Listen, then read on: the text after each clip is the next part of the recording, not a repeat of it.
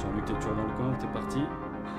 Non, je suis là. Allez, J'étais en c'est train bon. de me dire C'est quelques parti. petits trucs. Et oui, donc je ne sais pas si tu veux faire une présentation, Richard, ou dire bonjour à tout le Non, ça monde. va, on peut y aller direct. C'est bon. On peut y aller direct. Je pense que tu as rencontré chacune des personnes pour analyser un petit peu le contact, là. Ne serait-ce que le contact parlé et non pas le contact supramental, comme dirait l'autre. Eh ouais. Et qu'est-ce que je voulais dire? Je voulais vous dire, oui, en parlant de contact, je voulais vous informer tous, parce que ça, on ne nous l'a jamais dit, c'est que chaque fois que vous allez poser des questions à votre contact et attendre qu'il vous réponde, vous allez le payer. C'est-à-dire que vous allez être obligé de donner une forme de contribution à votre contact. C'est un peu comme si on faisait un emprunt d'information et lui, il vous prélève. Il vous prélève quoi? Il vous prélève de l'énergie vitale. De l'énergie vitale, c'est une partie de votre vie, c'est-à-dire une partie de la facilité que vous aurez à passer les épreuves, à supporter les épreuves et à pouvoir en retirer un état relativement protégé pour votre futur. C'est-à-dire que vous serez moins fatigué, mais si le contact vous a prélevé juste un petit peu avant, vous allez être beaucoup plus fatigué, c'est tout. Et au bout d'un moment, vous allez perdre des années de vie. Si vous, par exemple, vous faites de l'abus, parce que lui est obligé de vous répondre. Alors, à quoi ça sert cette énergie vitale? Ça sert essentiellement à ce que lui puisse se contacter de mieux en mieux. C'est un peu comme s'il s'en servait pour l'amélioration des connexions, l'amélioration de la circulation des informations. Et donc, il faut faire très attention quand vous utilisez votre contact, à l'utiliser à bon escient et pour quelque chose de bien précis et de bien utile. Parce qu'il y a un autre moyen qui est la conscience créative que vous allez pouvoir utiliser gratuitement parce que c'est à vous, parce que c'est vous, c'est une partie de votre état de conscience qui vous permettra d'avoir des réponses qui seront pratiquement équivalente à celle du contact, parce que quand vous utilisez la conscience créative, vous rentrez entre parenthèses dans l'esprit du contact. C'est-à-dire vous rentrez dans le contact. Tandis que quand vous posez une question à votre contact, c'est lui qui envoie une information dans votre esprit. Ce qui est totalement différent dans le résultat, c'est la même chose. Dans la manœuvre, c'est beaucoup plus dispendieux. Voilà, c'est ça, je tenais à vous le dire parce qu'on s'en aperçoit qu'à partir du moment où, après avoir posé des questions à votre contact, au bout d'un moment, on est fatigué. On est fatigué, on a une forme de lassitude, et tandis que quand vous utilisez votre conscience créative, eh bien, vous n'êtes pas fatigué, vous êtes toujours en forme, vous avez pompé l'énergie du contact. Alors ça, c'est important à savoir et à se mettre ça derrière les oreilles parce que Quand quelqu'un va venir vous dire oh, tiens, toi qui as le contact, est-ce que tu peux me dire si dimanche je vais rencontrer la grand-mère, tu vois tu vas savoir que tu vas perdre peut-être 2 heures de ta vie à lui dire effectivement, tu vas rencontrer ta grand-mère, mais elle aura 3 heures de retard. Bon, pour lui dire ça, vous aurez perdu 2 heures de votre vie. Est-ce que ça vaut le coup? Ça, c'est à vous d'en juger. Alors qu'avec votre conscience créative, vous allez regarder, vous allez dire qu'est-ce que tu en as à foutre de savoir si tu vas rencontrer ta grand-mère ou pas. Ok? Vous voyez un petit peu la différence? Vous m'avez entendu ou pas? Ouais, ouais. Et Bon, du coup, Bien entendu, ouais. d'où le, Oui, f- oui. d'où le fait qu'en fait, c'est beaucoup plus diffus, la conscientisation par rapport à l'autre qui avait pris le pack complet à diffuser. Nous, on a une conscientisation beaucoup plus diffuse avec seulement des petits pics comme ça de conscience, en gros, si on peut dire ça comme ça. c'est-à-dire qu'avec ta conscience, tu peux l'utiliser, disons, quand tu veux. Tandis que ton contact, s'il est disponible, il va te répondre. S'il n'est pas disponible, il va pas te répondre. Il te donne les moyens de ne pas l'utiliser. Tu comprends? Et ça La c'est différence. important parce que, Ouais. quelle que soit la question, moi, je m'en suis aperçu il y a pas longtemps, ce qui se passe. Et après, je pose une question à mon contact et puis je m'aperçois que c'est à peu près la même chose, mais en le prenant de l'autre côté. Donc, je me suis dit, tiens, ça a servi à rien.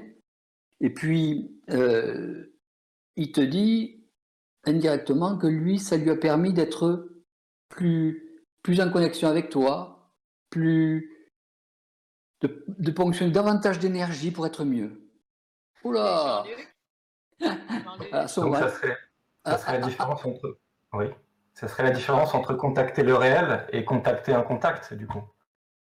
Oui, disons que c'est utiliser le réel pour soi et attendre que le réel vienne à toi. Ça fait un petit peu une petite différence, notamment que quand tu utilises ta conscience, tu es dans le réel, tu peux rester dans le réel. Quand tu attends ton contact, automatiquement tu coupes ton réel et tu le parcelles.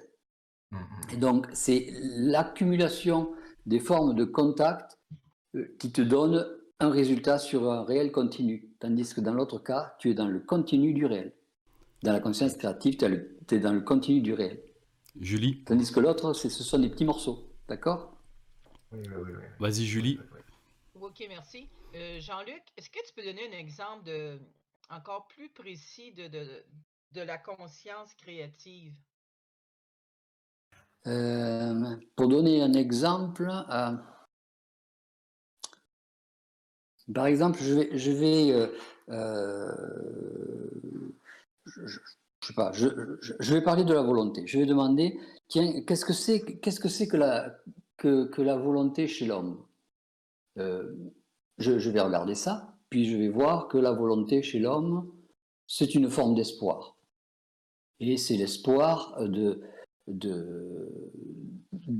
t'amener vers quelque chose que tu as toujours désiré. Alors il y a de l'espoir, il y a de l'émotionnel, il y a une forme de désir de survie, il y a donc de l'énergie vitale. Voilà, c'est ce que je vais regarder avec la conscience et puis je vais dire, qu'est-ce que c'est? Et si je prends ça chez quelqu'un qui est beaucoup plus mental, beaucoup plus dans le supramental, qu'est-ce que c'est? Et puis là, je vais voir que, hop, c'est de la certitude. Ah, donc la volonté, c'est de la certitude, c'est un mouvement dans l'énergie avec un effet de certitude, un effet de connaissance qui est lié uniquement au temps. C'est-à-dire qu'il faut simplement avoir la capacité d'engranger du temps pour arriver au but. C'est uniquement ça le phénomène de volonté pour un état de conscience. L'individu sait où il veut aller, l'individu sait ce qu'il est, simplement que pour aller de ce point où il est au point où il veut aller, il y a simplement du temps. Tandis que l'individu qui est dans un état d'espoir, ou l'individu astralisé, va s'imaginer des choses pour pouvoir continuer, pour pouvoir se pousser. Alors vous allez me dire, mais les gens qui traversent les montagnes, comme je ne sais plus qui a fait Le Petit Prince, là, je ne sais plus comment ça s'appelle, qui a traversé les montagnes, les Andes, après être tombé en avion, a eu énormément de volonté pour continuer. Alors, je vous dirais qu'en regardant ça, ce n'est pas possible qu'il y ait une conscience vibratoire. Donc, qu'est-ce qui s'est passé? Il s'est passé qu'il y a quelque chose qui est venu automatiquement le posséder et le mettre sur le côté. Parce qu'il se passe quelque chose de temps en temps, plus que de temps en temps d'ailleurs, c'est qu'on a une forme de possession qui fait que l'individu est mis en conscience sur le côté et que l'individu se trouve un petit peu dépassé par son mouvement. Il ne sait pas ce qui s'est passé, il vous dira « je ne sais pas ce qui s'est passé, en fait, j'avais l'impression d'être sur un petit nuage, ça avançait tout seul, je ne sentais plus mes jambes, je ne sentais plus mon corps, je sentais plus... » Et puis ça avançait. Le problème, c'est qu'il y avait une conscience qui n'était pas la sienne, qui avait déjà pris possession de son état mental. Ça, c'est extraordinaire parce que ça débouche sur quelque chose d'absolument ignoble. Vous savez que je vous ai fait faire des petits exercices pour vous entraîner sur la conscience bouddhique, etc., c'est-à-dire pour développer votre corps, pour connaître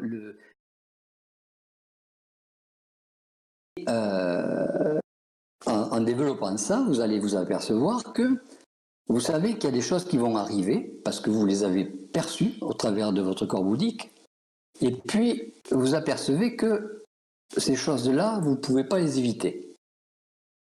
Je sais pas, je vous donnerai un exemple.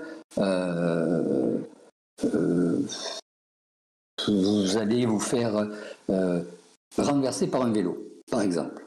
C'est aussi simple que ça.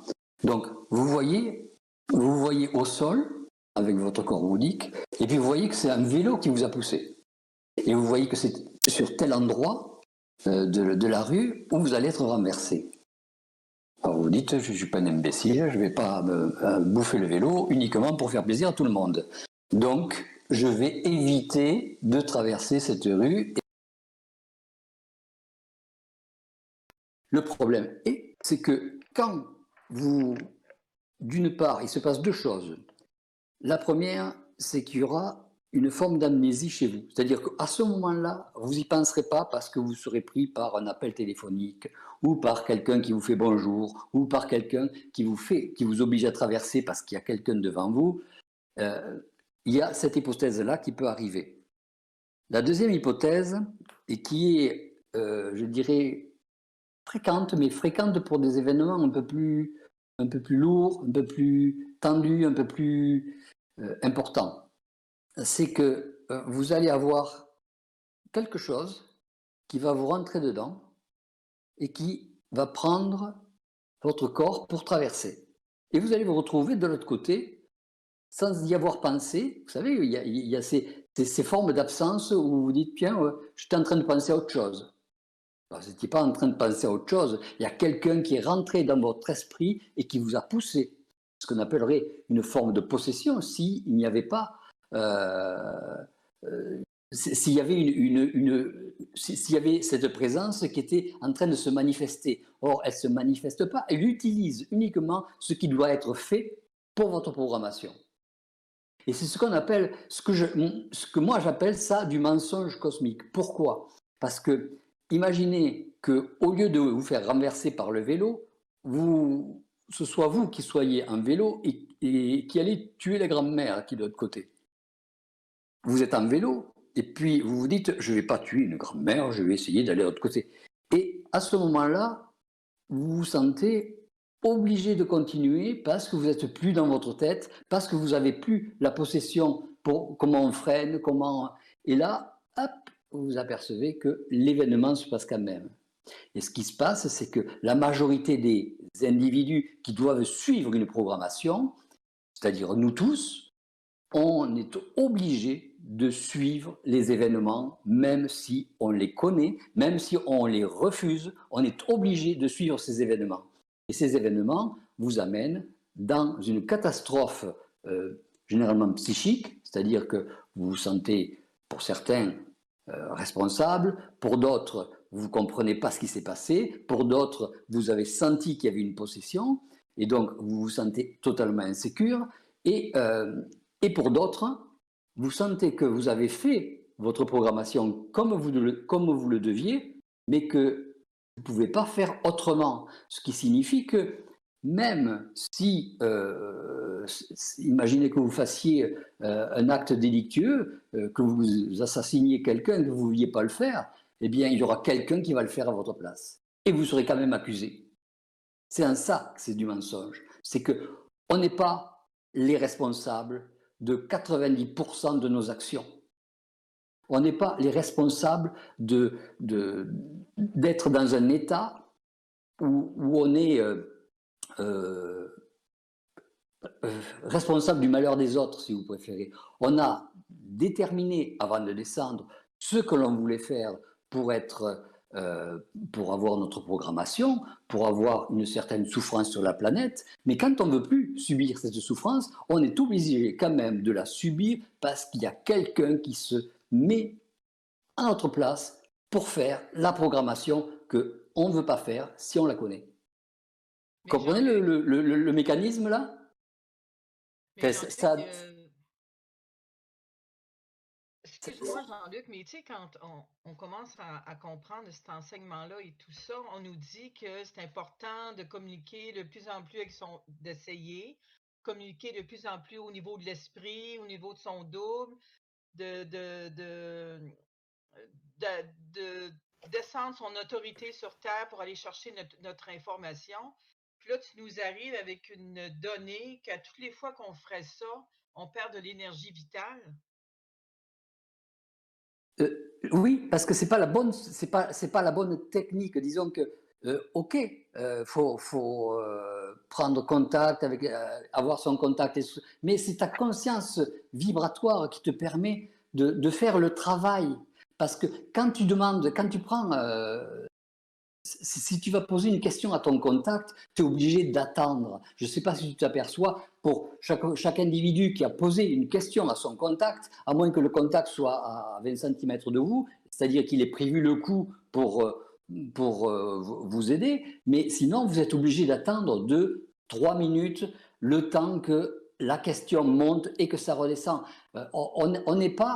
On ne doit pas être assujetti à une entité quelle qu'elle soit. Et donc, pour faire sa vie, on est intégral de façon à pouvoir avoir un état de conscience complet pour pouvoir faire ce que l'on a envie de faire. On peut le vérifier auprès du contact, mais le contact, il est là pour venir nous assister. On n'est pas là pour, sans arrêt, questionner le contact. Je te dis, je m'en suis aperçu au bout d'un moment parce que j'attendais toujours des informations, j'attendais toujours. Je me suis dit, c'est pas possible, c'est pas possible. Soit l'information que tu demandes, c'est quelque chose de totalement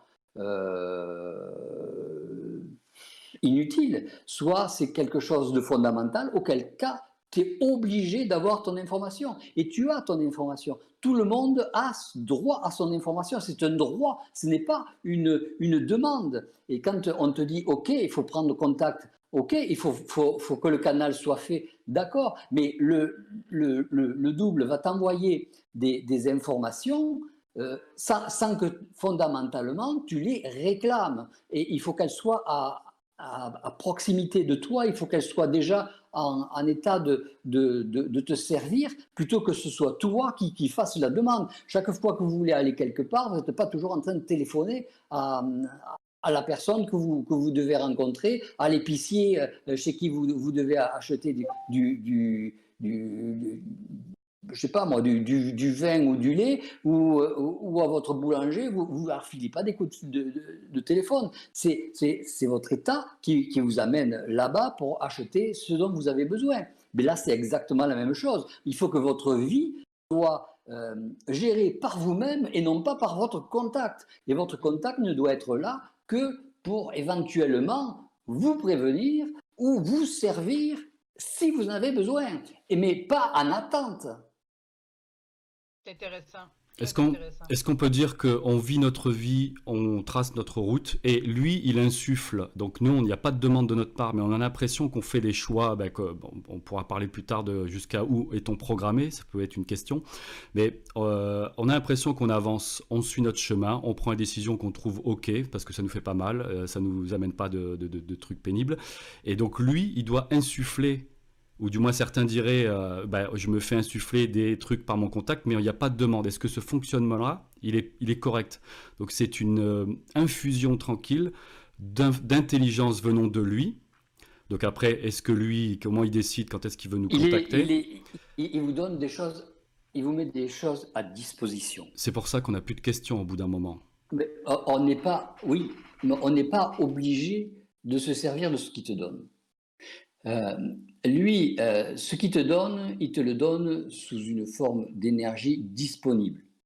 Toi, ce que tu vas le réclamer sous la même forme d'énergie, mais après avoir dépensé 2 fois plus d'énergie. C'est-à-dire que la rentabilité n'est pas bonne.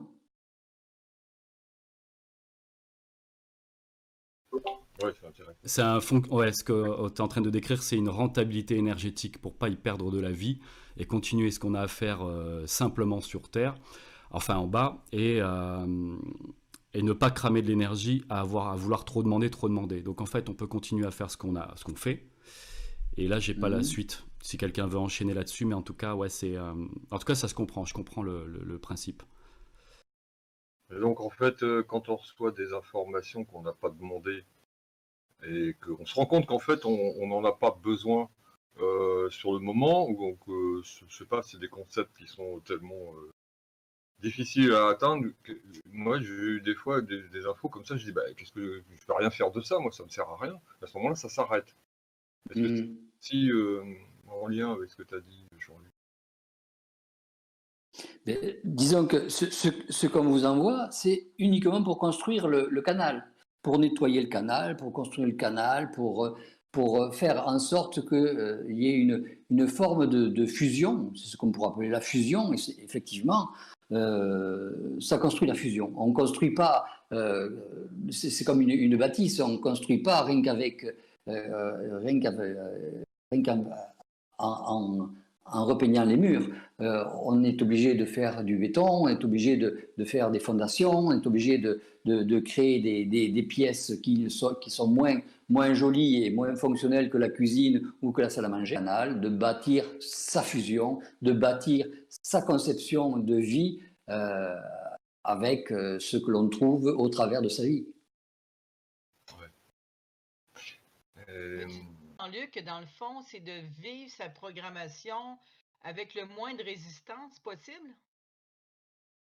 Vivre sa programmation, c'est vivre son âme.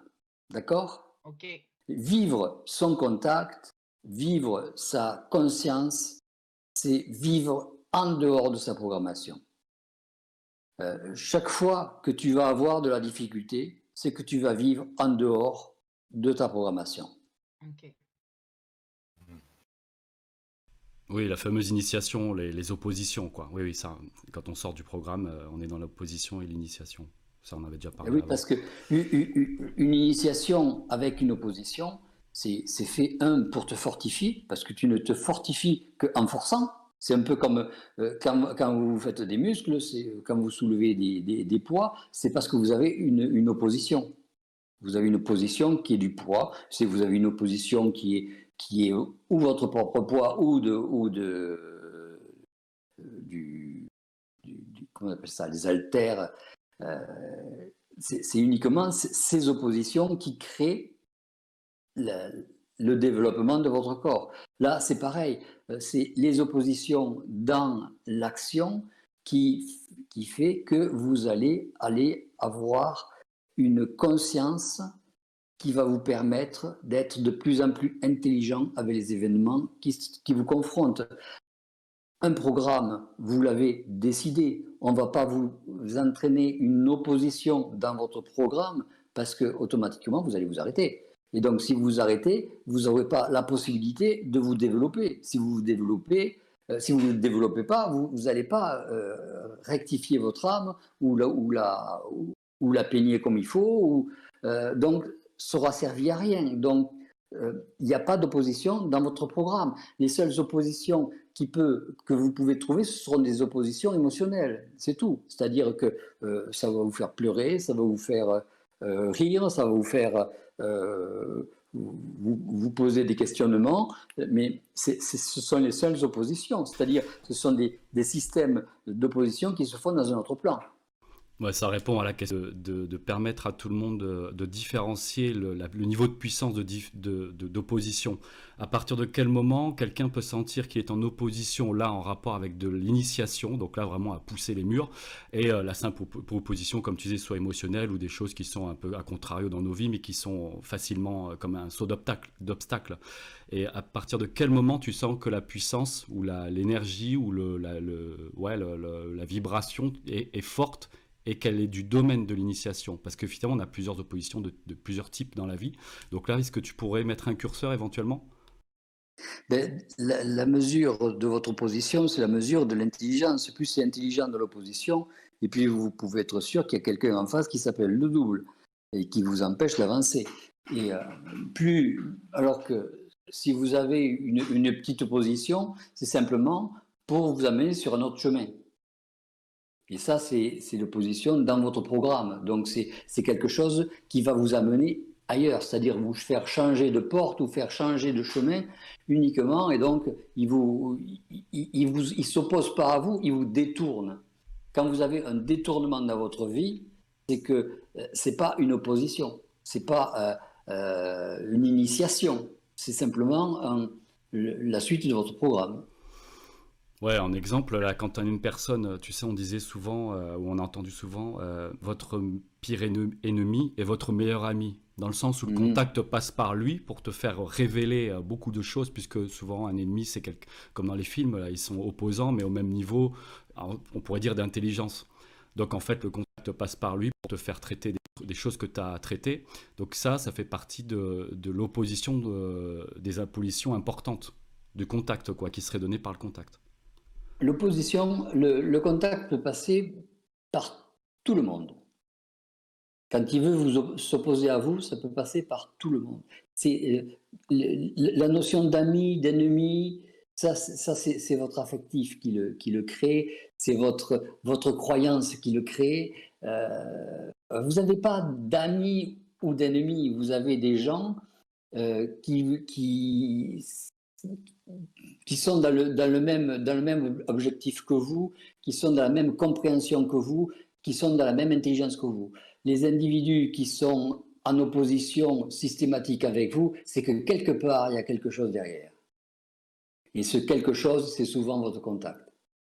À 99%. Si c'est de l'astral, ça ne va pas tenir longtemps. Pourquoi? Parce que l'astral n'a pas de système d'ancrage, n'a pas de système de solidité.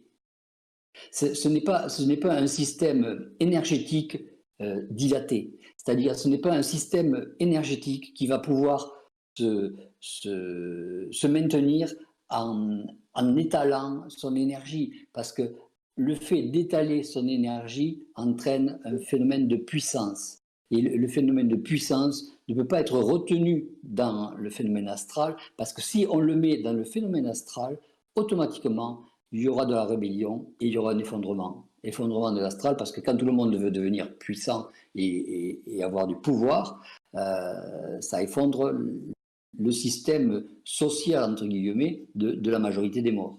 Parce que si vous donnez la puissance à tous les morts, c'est fini. Il n'y a plus de système astral. Quand vous voyez des morts, vous apercevez qu'ils n'ont pas la conscience d'eux-mêmes. Donc déjà, avec la perte de conscience d'eux-mêmes, il n'y a pas d'appui. On ne peut pas avoir un appui sans conscience de soi-même. Disons que si vous voulez pousser, il vous faut un appui. Et pour pousser sur quelque chose, automatiquement, vous le faites à partir de vous-même. S'il y a quelque chose que vous ne comprenez pas, je sais que c'est un petit peu chaud là, parce que c'est un petit peu occulte. Donc, s'il y a quelque chose que vous ne comprenez pas, on en parle. Mais je vais vous dire un petit truc, c'est que quand vous perdez la conscience de vous-même au moment où vous mourrez, vous avez la notion de ce que vous avez été au travers de votre mémoire, mais quand vous passez dans ce fameux purgatoire qui vous peigne et qui vous nettoie les mémoires, vous vous retrouvez avec une forme d'état qui fait que vous êtes beaucoup plus perméable à un système de direction, à un système d'autorité.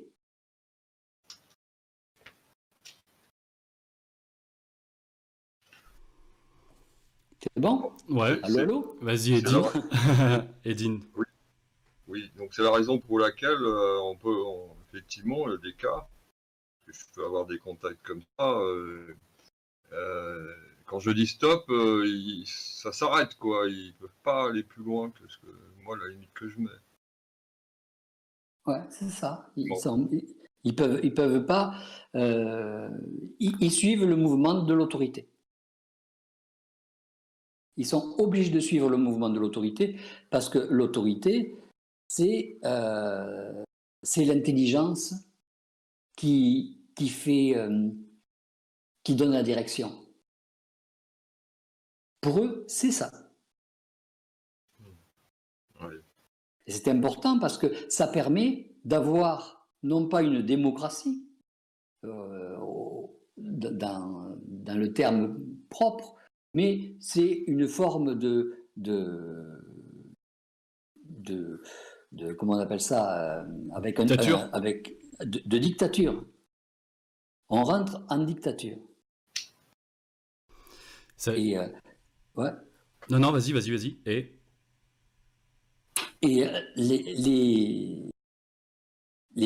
les morts qui rentrent en dictature sont comment dire, sont fonction du niveau vibratoire dans lequel ils sont, c'est-à-dire le niveau d'évolution, on va dire, entre guillemets, sont soit obligés de guider, soit obligés d'être guidés. Et ils ont une polarité, c'est cette polarité qui fait que soit on est guidé, soit on est obligé de guider. Et les morts sont soumis à cette obligation. Donc, ils vont être soumis à cette manipulation parce qu'ils savent exactement que nous, on a ça à l'intérieur de nous sans avoir à l'utiliser parce qu'on a une forme d'intelligence et de conscience qui permet qu'on est ancré, on a une possibilité de vivre notre présent et ça nous permet de savoir où on veut aller sans avoir à être manipulé. Tandis qu'eux, ils voient votre manipulation et donc ils vont utiliser ces deux formes de polarité. Alors, il y a le terme que j'avais utilisé, les nouveaux morts. Donc, c'est ceux qui se conscientisent là en ce moment. Ils viennent pas avec le même bagage qu'à l'ancienne, quoi, avec un peu plus de conscience. Donc, je dis ça juste comme ça. Pardon. Des morts qui se conscientisent, il n'y en a pas, parce qu'ils ne peuvent pas rester. Non, je parle de nous. Nous, quand nous on mourra, comme on a un peu plus de bagages, même si on n'en a peut-être pas énormément, mais on n'est plus ceux qui le subissaient, la réincarnation perpétuelle, on va dire. Donc là, on est un peu plus conscient. Donc je glisse ça comme ça. Donc ça me fait penser aussi à une autre question qui était sur la politique du plan astral. Je dis ça tous en même temps parce qu'après peut-être on s'y attardera pas. Et aussi dans la foulée, c'était quand on devient de plus en plus conscient, qu'est-ce que cela attire en fait? Parce qu'effectivement, on parle tout le temps de qu'on est empestiféré par plusieurs entités par personne. Est-ce que du coup ça change de niveau d'entité ou est-ce qu'on attire encore des choses même qui pourraient venir de l'extérieur? Quand on est de plus en plus conscient, on est, on n'est pas en voie d'être, comme je disais tout à l'heure, en voie d'être en soumission, puisqu'on est en rébellion. On est en rébellion vis-à-vis de tout ce qui pourrait nous amener dans une direction qui ne fait pas notre affaire. Et le fait de décéder dans un état de conscience fait que on va pas être à même d'être pris, sauf si notre état de conscience est en fait un faux état de conscience, mais c'est un état de croyance. Parce que beaucoup de gens, parce qu'ils vont pouvoir débiter des centaines de concepts, pensent qu'ils sont dans un état de conscience, pensent qu'ils sont dans un état de certitude, pensent qu'ils sont dans un état de connexion. Et on peut voir l'état de ces gens-là en simplement leur demandant donne-moi une réponse à ma question qui n'a jamais été dite sur la planète. Si l'individu est capable de sortir par son état de conscience ou par son contact une réponse qui n'a jamais été dite sur la planète, vous pouvez vous assurer que cet individu va être rejeté systématiquement de l'état astral. Parce qu'il va être comme un petit peu comme dans un rêve, dès qu'il va sentir qu'il y a du mouvement, il va s'intéresser au mouvement, et ce mouvement, il serait capable de le diriger et donc de faire la révolution. Parce que qu'est-ce que c'est qui empêche un individu conscient de ne pas prendre tout le pouvoir au niveau de l'astral? C'est simplement sa volonté d'aimer l'homme fondamentalement et de le libérer. C'est tout. Donc, il est imbuvable pour le système astral. Et même s'il n'y a pas d'animosité à un moment donné, il y a quand même une forme de rejet.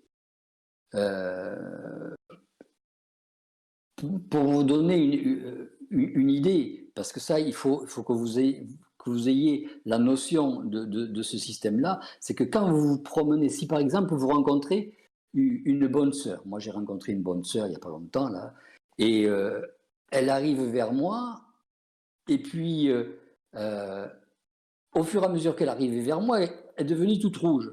Alors j'ai dû dire quelque chose qui n'allait pas bien, moi je vois, non, mais puis je me suis dit non, j'ai rien dit pourtant. Et puis, hop, arrivé à peu près à 2 mètres, elle se met à reculer et elle me parle à 8 mètres de là. Je me suis dit, ça va être une nouvelle distanciation. Et donc, au fur et à mesure que je m'approchais, elle reculait. Bon, je me suis dit, c'est bon, j'ai compris. Donc, il faut simplement voir que votre état de conscience va pousser le système astral à ne pas pouvoir pénétrer parce que ce n'est pas la même vibration. Est-ce qu'on peut dire qu'on les dérange ? En gros, c'est écoute, nous on a des trucs à faire, reste pas là, tu nous pénibles quoi. Non, même pas, ils n'ont même pas la conscience de ça. C'est mécanique tout court quoi. C'est mécanique, Okay. Ils ne peuvent pas rentrer dans cette vibration. Oui, des trucs qui ne peuvent pas rentrer l'un dans l'autre, ouais, d'accord, ok. C'est comme de liquide miscible. Voilà. Elle c'est l'eau, moi c'est l'huile, on peut pas se mélanger. On va récupérer nos vibrations, chacun de notre côté. Moi, je n'ai pas d'animosité vers elle, elle n'a pas d'animosité vers moi. Elle ne comprend pas ce qui se passe, moi je comprends ce qui se passe. Ouais. C'est la seule différence que ça fait entre nous deux. Donc, juste avant, peut-être que quelqu'un a une question sur ça. Cette nuit, ça fait 1 million d'années que je n'ai pas rêvé d'un truc un peu... un peu choquant, on va dire. Moi, j'avais gardé en tête, évidemment, de par de tout ce qui peut se dire un peu, que sortez jamais d'un rêve vaincu. Il faut toujours que vous sortiez gagneur. Donc bon, c'était assez marrant ce côté un peu polaire de dire ça, mais en tout cas, j'avais entendu ça. Et là, le truc, c'est que cette nuit, alors il y avait différentes zones dans une ville. Et bon, moi, dans ma tête, je m'entendais penser, ça c'est la zone Covid où il faut pas que j'y aille. Bon, c'est pas pour remettre le sujet sur le tas. Mais en tout cas, je sais que j'étais dans une zone restricted un petit peu. Et moi, je me baladais peinard et je sais plus ce que j'y faisais. Mais en tout cas, il y a un gars qui a voulu, enfin, quand il m'a vu, il a voulu me planter, quoi, avec un couteau. Et pour pas faire trop gore, mais en tout cas, c'était pas un truc comme on voit dans les films. Là, c'est plutôt le mec, il avait comme des espèces de trucs surnaturels où il balance des couteaux et ça arrive dans la direction où il veut que ça arrive. Et là, je me suis mis à courir. Déjà, c'était bizarre parce que bon, bah, c'est particulier. Et du coup, après, dès que j'ai vu que j'étais dans une rue, j'ai pris une rue trop tôt en me disant ouais, je pense que je peux tourner là parce que je connais l'endroit. Et en fait, c'était cul-de-sac au fond. Et je savais que j'avais plus de temps pour rebrousser chemin. Je savais qu'il allait déjà être sur ma route. Et là, je me suis fait expulser. Donc, je perds ce que je voulais demander. Zut. C'est pour ne pas être vaincu, là, tu sais. Oui. Remettre un peu. Mais ouais, bon, il y avait ce côté ouais, vaincu. Et en même temps, il y avait ce côté aussi qu'on a pu entendre que quand tu deviens conscient dans le rêve, tu te fais automatiquement, voilà, tu te fais automatiquement expulser, notamment comme un peu dans le même sens que tu disais, quoi. C'est des trucs qui sont non miscibles. Donc quand il y a trop de conscience dans le plan astral, tu te fais expulser. Bon, je sais pas si vous avez vu un peu le lien, mais du coup, bon voilà, c'était pour parler un peu de ça. Mais effectivement, là, je me rends compte que j'ai pas de questions qui en sortaient. C'est pas parce que c'est pas lisible la conscience, c'est pas manipulable. Ah ouais, ça c'est intéressant. Ça explique pourquoi, à une époque, j'étais un peu comme Rhys, j'allais me battre dans l'astral, quoi. Et puis à un moment, bah, j'en ai eu assez, donc je me battais plus, je disais de toute façon, tu peux rien me faire. Et à partir de ce moment-là, j'ai plus jamais eu besoin de faire ça, et j'ai plus jamais fait de cauchemar de rêve bizarre comme ça.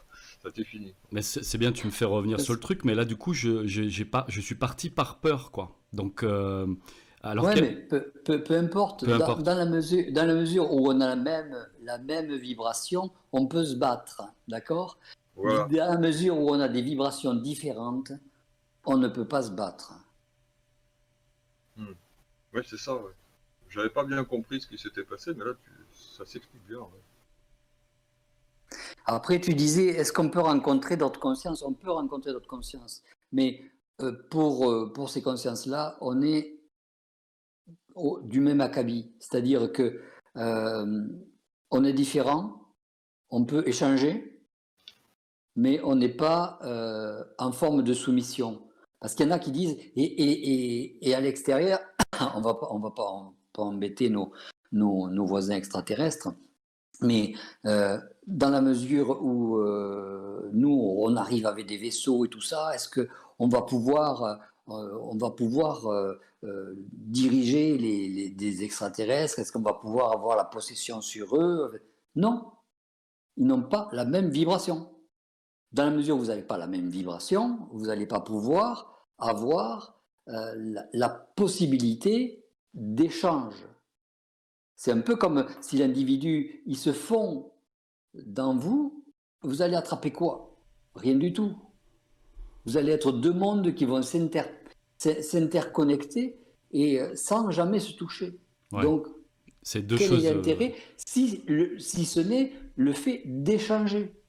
Le seul intérêt dans deux individus de vibrations différentes, c'est un échange. C'est l'échange d'informations. L'information est la seul point énergétique qui permet de pouvoir construire d'un côté et de l'autre dans deux vibrations différentes.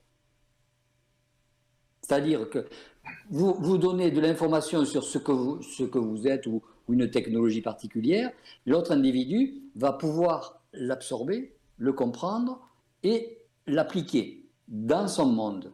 Tandis que c'est exactement pareil pour vous. Tandis que si vous mélangez directement vos états en montrant les muscles, par exemple, en disant ouais, moi j'ai fait des sports de combat, je vais t'en mettre plein la tête, et vous allez voir que vous allez y passer à travers, donc aucun intérêt. Vous comprenez? C'est l'échange d'informations qui va vous permettre d'avoir un intérêt vis-à-vis des autres individus. Donc les formes de direction, d'État, les formes de politique que vous pouvez avoir sur des individus qui sont extérieurs n'ont pas lieu d'être. Donc il faut abandonner cette histoire d'envahissement, aussi bien d'un côté que de l'autre. Moi, j'avais vu ça dans les films, tous les films qu'on a pu voir depuis la nuit des temps, en général sur tout ce qui est avec des contacts extraterrestres. Les mecs qui partent en vaisseau déjà avec des armes. Ça, j'avais trouvé ça assez marrant. Donc vraiment avec le côté uniquement la mentalité terrienne, quoi. Donc ça, c'est du coup, c'est du 0-100%. C'est du 0-100%.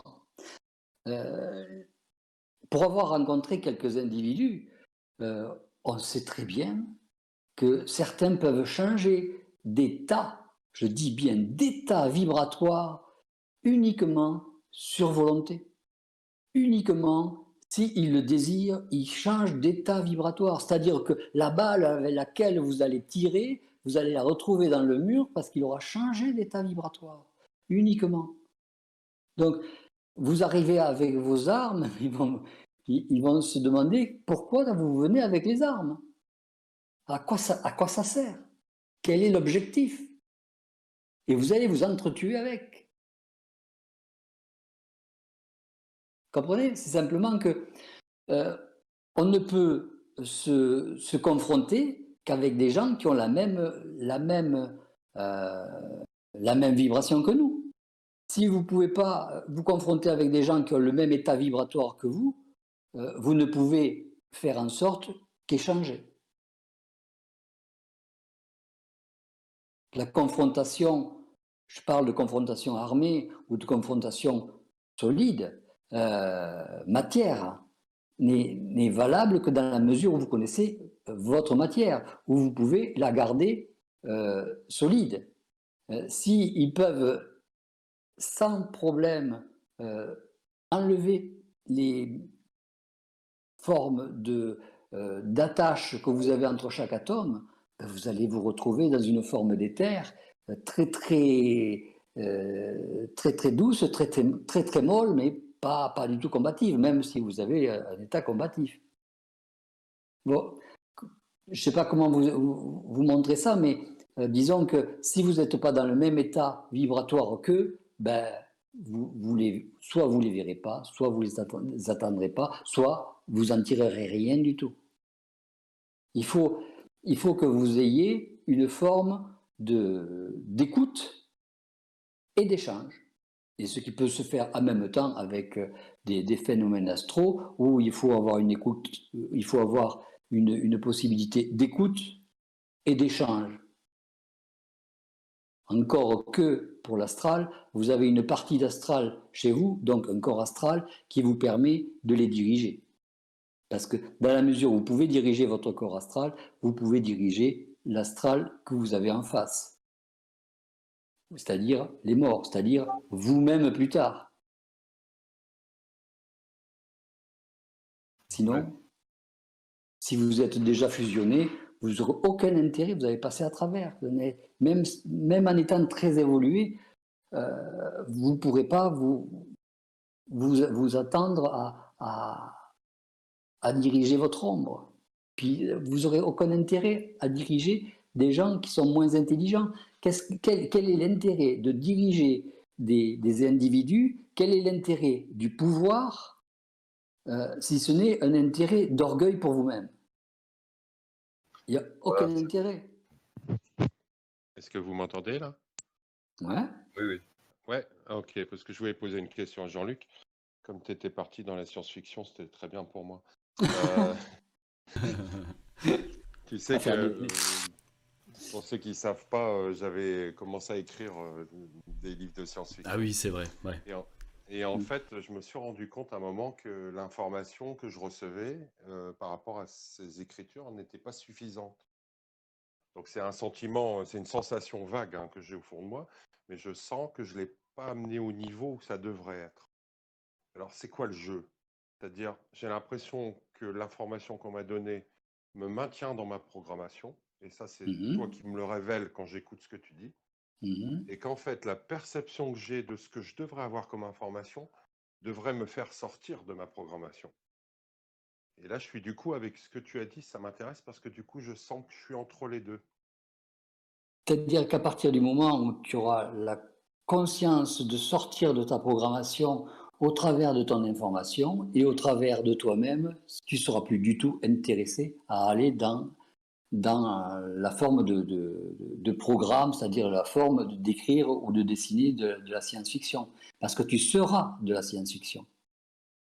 Ouais, ouais, d'accord, je vois bien la différence. Effectivement, comment je fais dans ce cas-là pour essayer d'élever mon niveau de conscience par rapport à cette information que je reçois? Est-ce que je dois m'y opposer? Est-ce que je dois me mettre en colère contre l'information que je reçois parce qu'elle n'est pas suffisante? Je ne sais pas. L'information, elle sera toujours parcellaire parce qu'ils ne veulent pas donner toute l'information, mais au fur et à mesure, le contact nous envoie de quoi construire notre état de conscience. On construit notre état de conscience tranquillement, tranquillement, et de plus en plus, et ça au travers des prises de conscience. Au fur et à mesure qu'on a des prises de conscience, on va développer notre état de conscience. C'est un petit peu comme si on nous donnait des, comment dire, des moyens de s'agrandir, des moyens de tourner un peu plus la tête à 360 degrés, des moyens de sentir autre chose, de voir autre chose, de réfléchir ce qui n'est pas réflectible, de pouvoir se laisser pénétrer par des nouvelles idées qui se construisent elles-mêmes. Quand on va dans ces systèmes-là, on s'aperçoit qu'il y a des idées qui se construisent toutes seules. On n'a plus qu'à les regarder. Et dès qu'on vient à leur contact, hop, elles se construisent d'une autre manière et on a une autre information. Et si on va sous une autre forme de cette idée, hop, on a une autre information.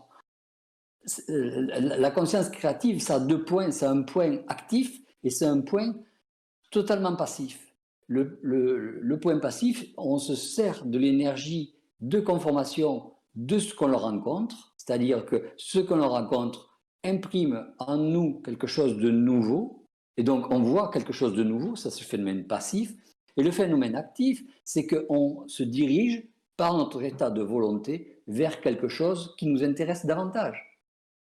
Donc, on arrive au travers d'un phénomène, par exemple, qu'on pourrait situer de science-fiction, c'est que on va rencontrer un être que l'on ne connaît pas, un être qui est totalement nouveau, et puis on va lui dire, mais ça sert à quoi ça? Et puis il va te l'expliquer.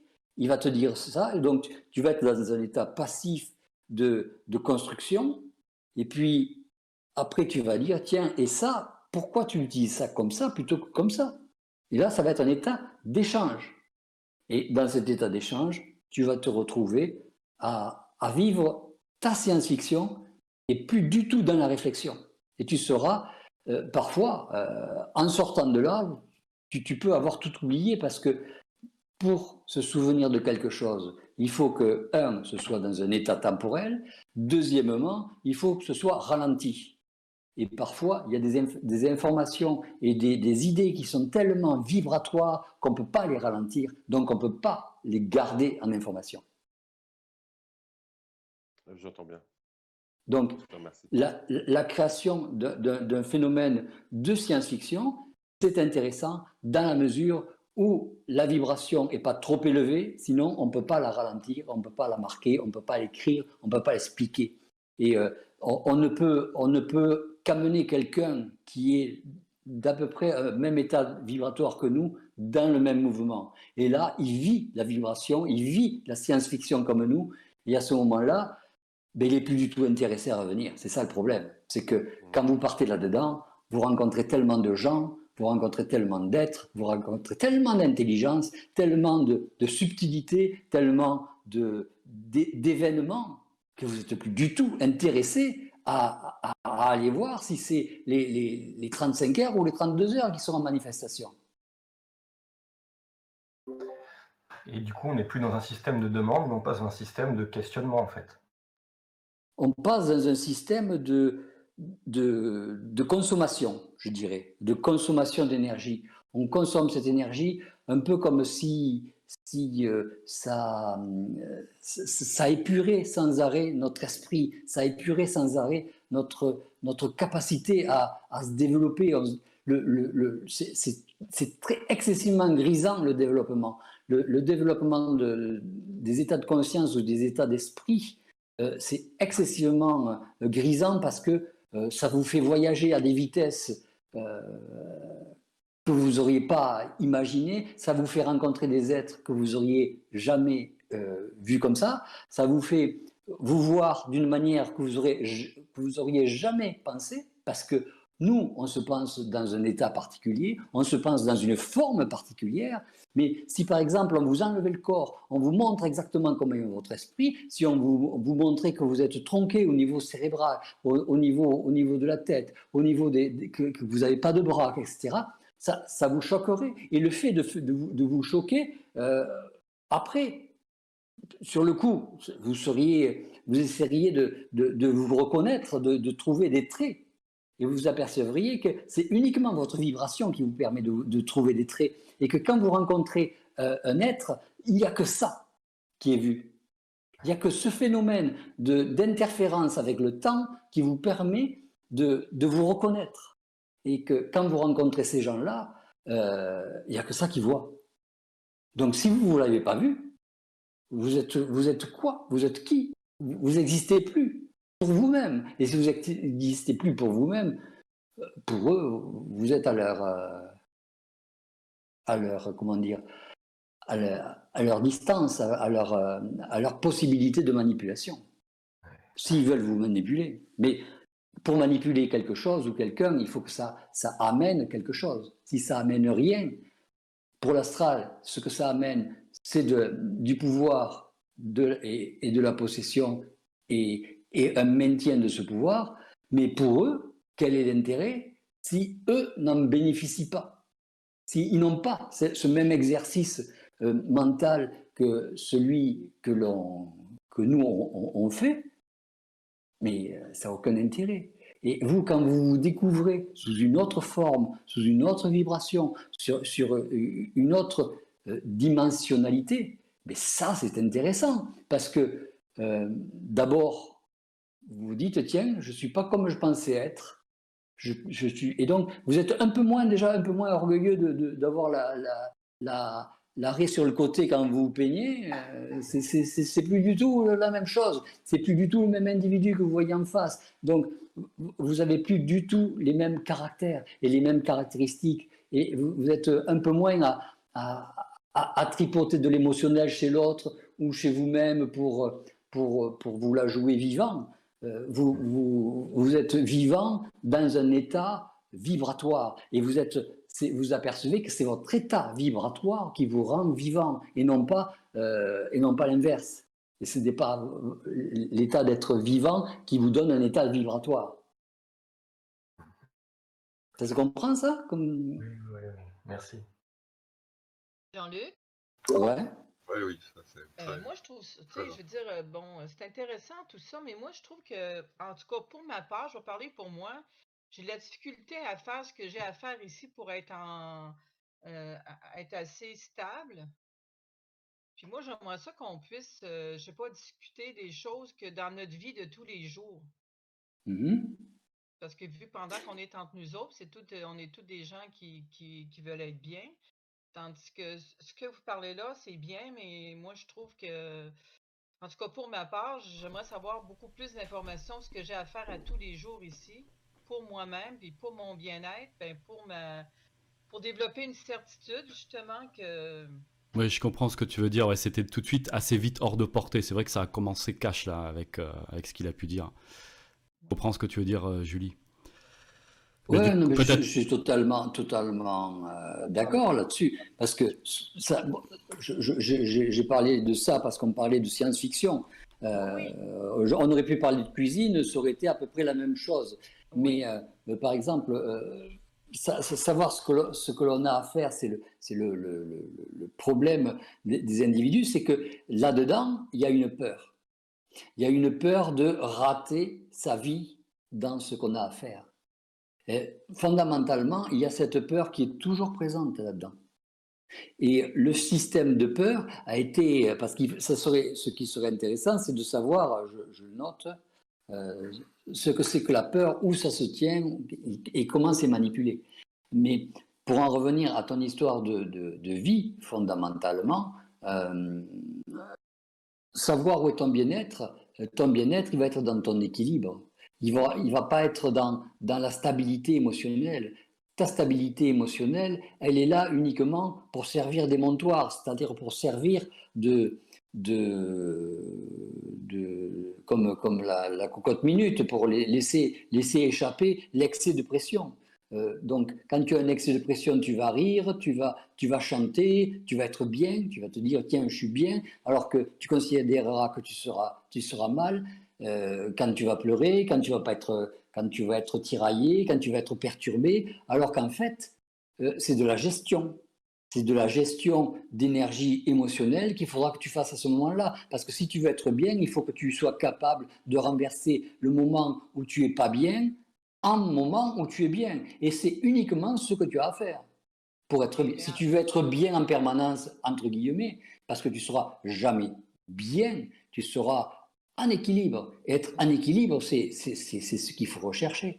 Parce qu'on est toujours choqué, on est toujours agressé, on est toujours dans un système de déséquilibre émotionnel. Alors le corps émotionnel est tellement éthéré que la moindre chose peut entraîner un arrachement de ce système émotionnel. Et donc, un déséquilibre et donc des pleurs ou un mal-être. Mais je vois ce qu'on peut dire. Comment on développe la certitude?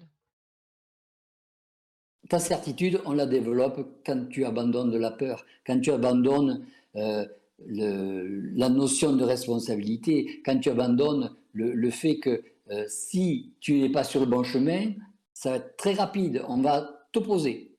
Si on t'oppose, c'est que tu es dans l'initiation.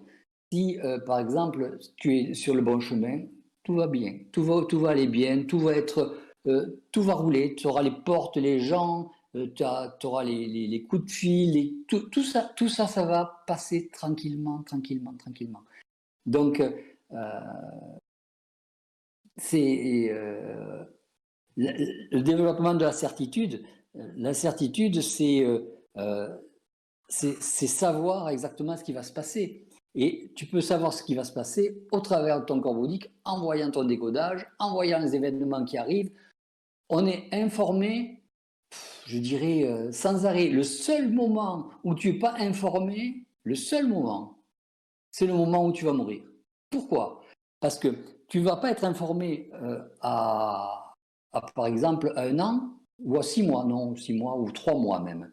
À 3 mois, tu ne vas pas être informé. Pourquoi? Parce qu'il n'y a pas d'image de ton futur qui va arriver. Donc, s'il n'y a pas d'image ou de construction de ton futur, c'est qu'il n'y a plus de futur.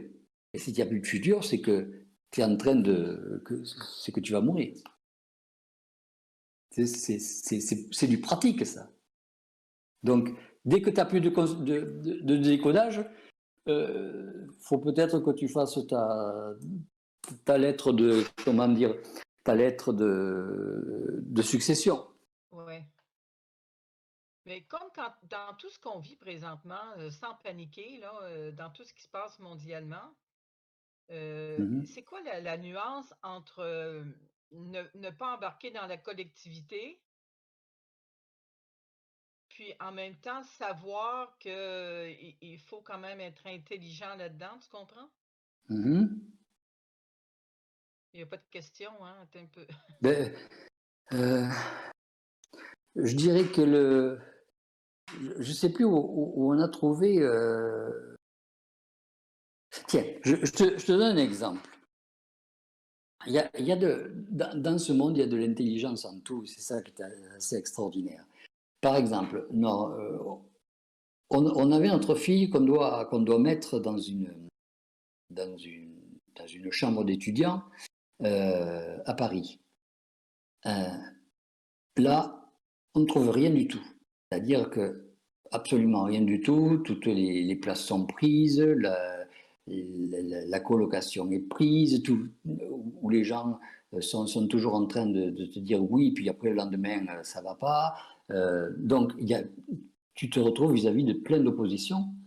Et puis, on trouve une sorte d'agence et qui te dirige vers quelque chose. Ce quelque chose, tu le regardes, tu y vas, et tu te dis, c'est ça qui est bien. Ça, il faut le faire. Donc tu y rentres et on te place.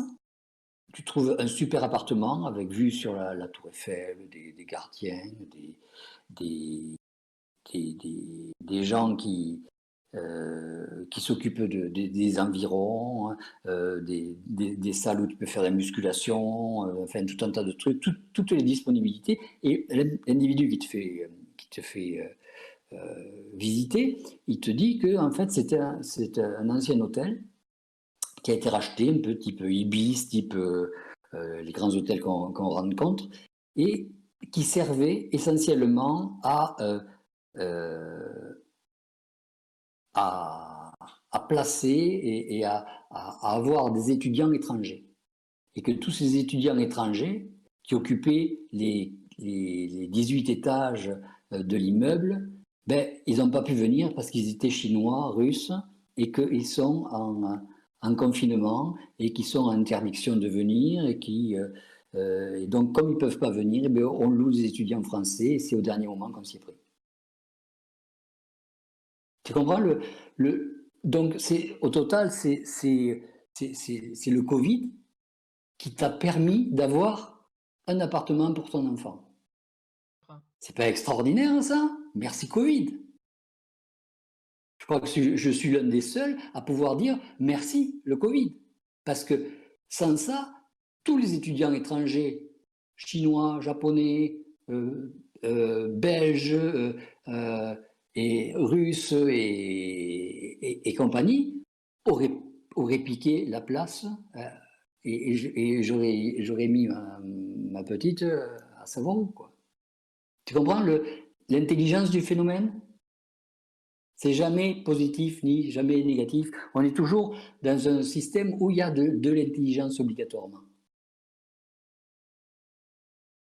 OK, mais si l'intelligence, OK, j'ai une question. Si l'intelligence a pu se placer, est-ce que c'est le fait que toi, tu n'as jamais paniqué dans le fait de ne pas trouver de placement?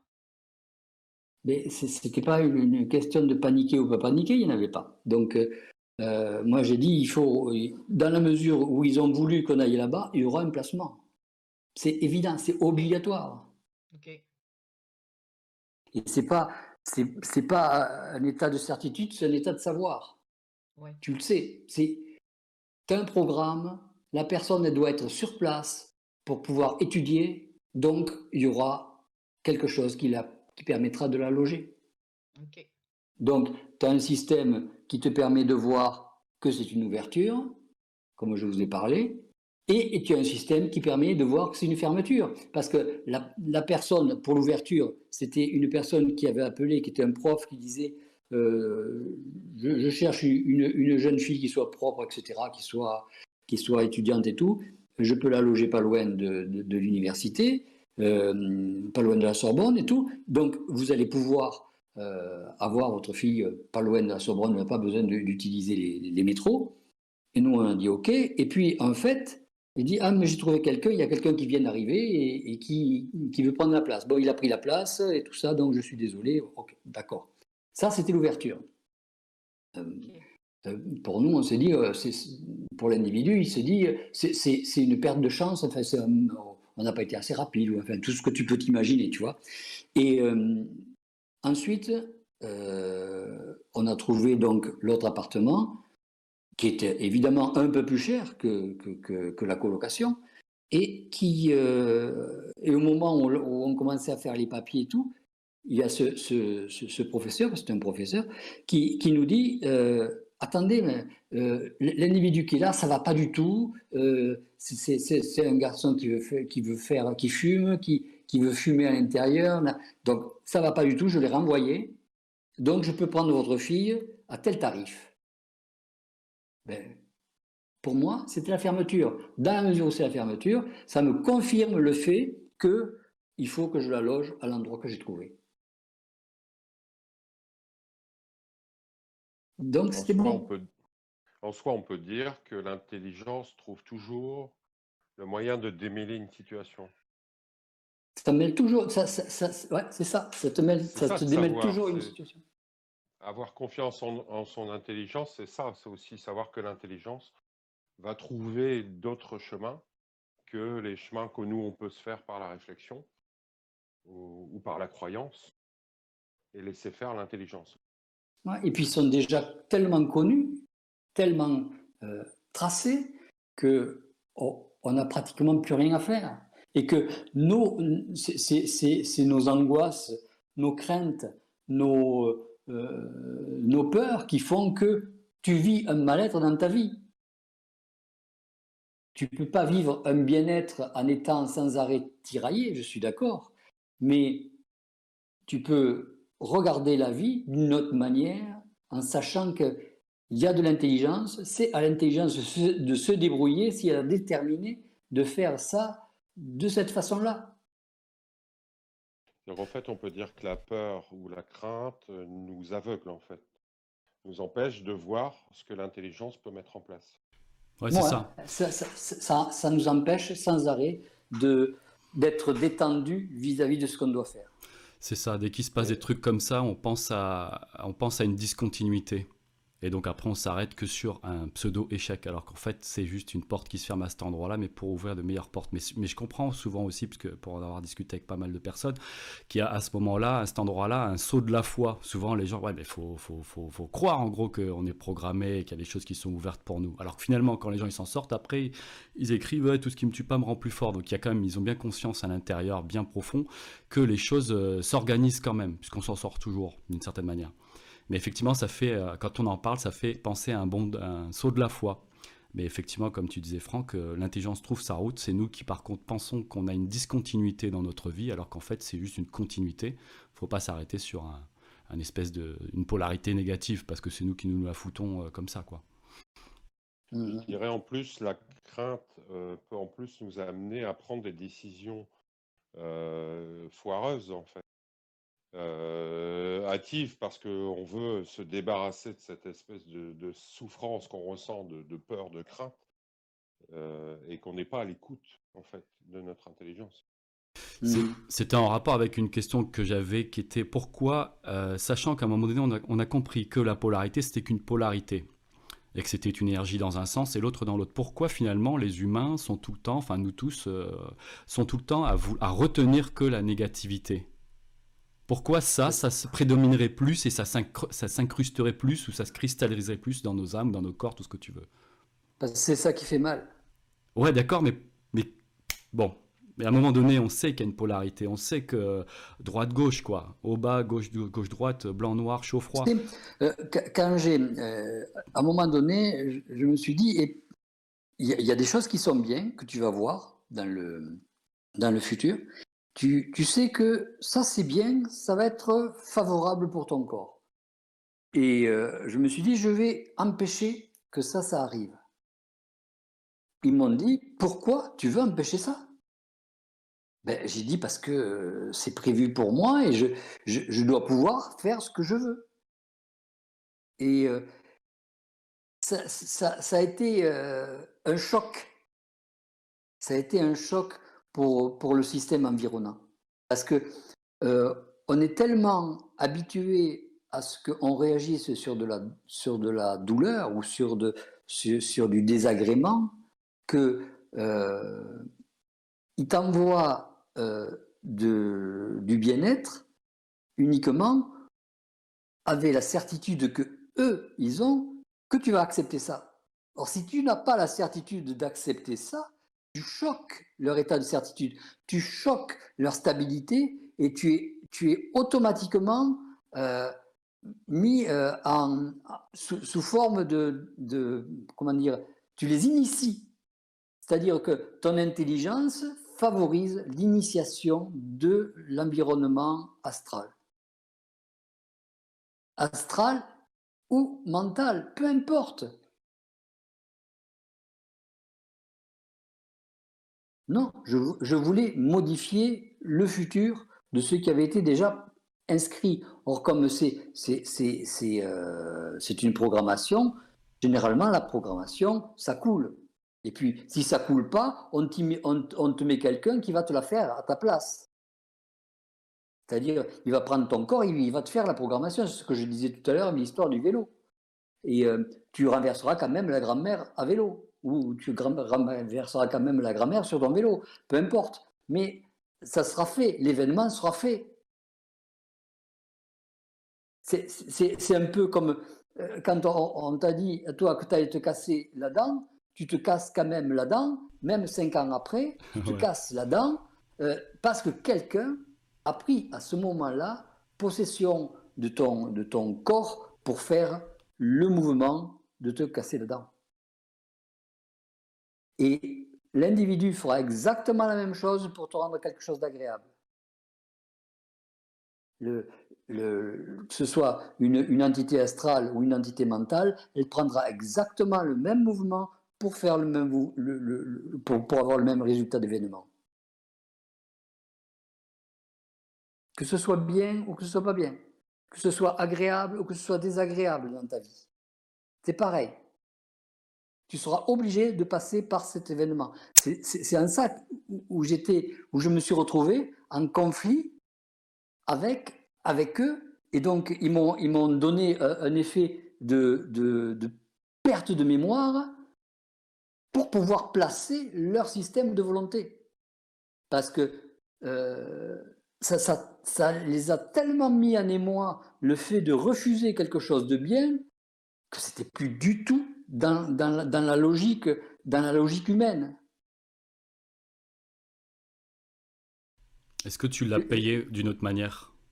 Est-ce que tu l'as payé après? Le fait d'avoir forcé, entre guillemets, là, une micro-reprogrammation d'un espace.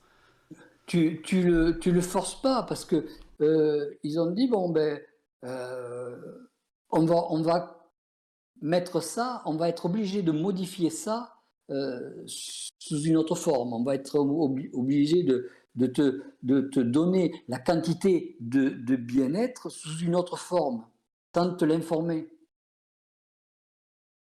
pour garder l'état de programmation. C'est-à-dire que on va étirer du temps. On va être obligé d'étirer du temps. Donc tu vas gagner du temps si tu préfères. Pour t'expliquer un petit peu, disons que à 8 heures, tu dois, je sais pas moi, tu dois gagner, je sais pas, on doit t'apporter du pain, tu dois avoir la dernière tranche de pain, n'importe quoi, la dernière baguette de pain qui reste dans le magasin alors que tu arrives à 8 heures, et tu l'as, mais là, exceptionnellement, si tu la refuses, si tu refuses cette flûte de pain, eh bien, on va te la donner à 10 heures. Mais tu l'auras quand même.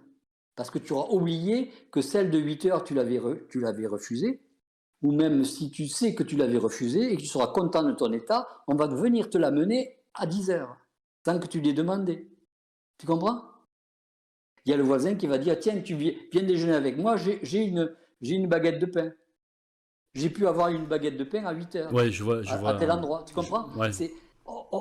Ils sont obligés de gérer de l'énergie, que tu la refuses ou que tu l'acceptes, ils sont obligés de la gérer. Donc, de te la représenter. Et s'ils ne peuvent pas te posséder pour gérer cette énergie, ils sont obligés d'étirer du temps. Et Jean-Luc, est-ce que c'est ça qui est, tu sais, comme tantôt on parlait de la programmation, est-ce que ça veut dire que la baguette de pain, peu importe quand, tu es supposé l'avoir? Ouais. Mais ça fait parce que ça fait partie d'un tout qui est écrit, ça fait partie Ça fait partie d'un tout qui est écrit. Tu as autant de choses désagréables, déstabilisantes que de choses stabilisantes et agréables. OK. Parce que c'est toi qui les as décidées. Parce que je ne sais plus à quel moment, tu sais, quand tu le décides, tu écris exactement ce que tu veux modifier pour ton âme, ce que tu veux. Et donc, souvent, tu te dis, bon, ben, moi, je suis capable de supporter ça, je suis capable de supporter ça pour mon âme, ça va me faire monter à telle vibration. Tu sais, avant de descendre sur la planète, tu dis, moi, ça, je peux faire ça, ça, je peux faire ça. Tu as une forme d'ego, une forme d'orgueil astralisé qui fait que tu t'en mets un petit peu plus. Et donc, tu dis, bon, le plaisir, je vais peut-être moins en avoir, donc je fais un petit débalancement. Et puis après, une fois que tu y es, tu es là, tu dis, oula, si j'avais su, en fait, tu ne te le dis pas parce que tu ne t'en rappelles pas, mais tu dis, si j'avais su, j'en aurais peut-être mis un peu moins et j'aurais été plus en position d'être relax, d'être bien que de m'être mis tant de choses désagréables quoi, sur le dos. Mais la quantité, ce sont des quotas, et ces quotas, tu es obligé de les consommer, que ce soit des quotas de bien ou des quotas de mal-être. Mais si Tu le es libre obligé. arbitre, si le libre arbitre n'existe pas, à quel point on décide? Mais tu ne décides pas dans cette forme de programmation. Tu ne décides que dans les formes d'initiation où, en fait, on ne te laisse pas trop décider, on te bloque de façon à ce que tu ne crées pas trop de choc dans les choses que tu rencontres. Et tes décisions, elles font partie du mental. Et donc, tout ce qui est mental, c'est moins grave, dans le sens où ça ne va pas perturber la matière, parce que la matière, eux, ils sont obligés de la maintenir. Tandis que dans ton mental, tu peux faire tout ce que tu veux. Mais Tu est-ce peux que ma décider ce que tu décision, veux. est-ce que ma décision vient d'ailleurs aussi? Ta décision va venir d'ailleurs. Ta décision, dans la mesure où c'est pas prévu, elle va venir d'ailleurs. Quand tu vas prendre la partie de ta programmation, tu vas prendre les idées avec. Tu vas prendre des idées avec qui sont les tiennes. Donc, tu n'auras pas les moyens de déterminer que l'idée vient d'un ajusteur de pensée. L'ajusteur de pensée va uniquement ajuster la pensée que quand il va s'apercevoir que tu t'éloignes de ta programmation. Là, il va t'envoyer des idées, et donc ces idées, pensant que ce sont les tiennes, tu vas te dire, bon, après tout, je ne vais pas faire ça, je vais faire ça, mais tu ne vas pas pouvoir sans arrêt refuser toutes les idées qui t'arrivent, tu comprends? Parce que tu vas dire au bout d'un moment, bon, ben, autant ne plus bouger et refuser tout ce qui se passe, mais je ne vais pas pouvoir me nourrir, je vais pas... et puis là, ils vont te choper à un moment donné dans un sens ou dans un autre. Tu veux faire ça? Eh bien, fais ça. Et puis, c'est au moment où tu vas sortir que tu prendras quand même la tuile de la maison sur la tête. Tu ne pourras pas t'en empêcher. Mais c'est, on est manipulé à un point, que ce soit par des présences qui te rentrent dedans, que ce soit par des idées qui t'arrivent de l'extérieur, que ce soit par des idées qui t'arrivent de l'intérieur et qui ont déjà été formées en relation avec ta programmation, que il vaut mieux ne plus avoir d'idées et de pensées. Oui, c'est ça. Parce que sinon, c'est la fin, quoi. Oui. Tu pars dans un système de soumission qui est important, quoi, qui est inimaginable. Mais Et dans du ce coup, on cas-là, peut c'est pas, où qu'on on descend peut pas en notre sortir de autorité? ça, en fait. J'ai pas tout Excusez. un. J'ai dit, dans ce cas-là, c'est comment qu'on descend notre autorité ici? Dans la mesure où tu as un objectif. Si tu as un objectif, tu descends ton autorité. Mais comment veux-tu descendre une autorité si tu n'as pas d'objectif? Pour avoir une autorité, il faut avoir un objectif. Si tu veux te combattre quelque chose, si tu veux avoir...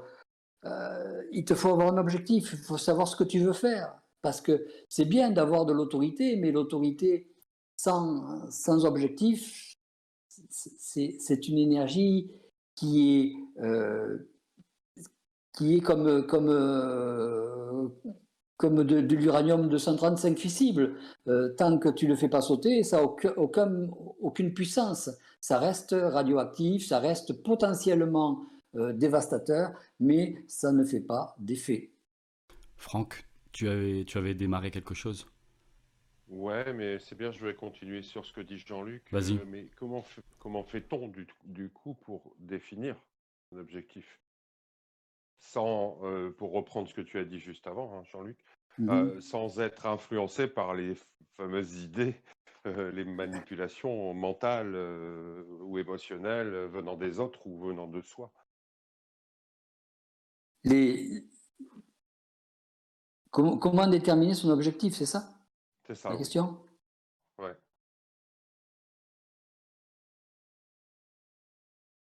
Alors, ce qu'ils disent, c'est qu'il y a une forme de bien-être, c'est-à-dire de paix que tu vas rechercher, que fondamentalement, quand tu auras oublié la volonté que tu as à vouloir passer pour ce que tu n'es pas, à vouloir être ce que tu n'es pas, à penser ou à croire que tu vas devenir ce que tu voudrais être, quand tu abats toutes tes idées, tes pensées, tes volontés, tes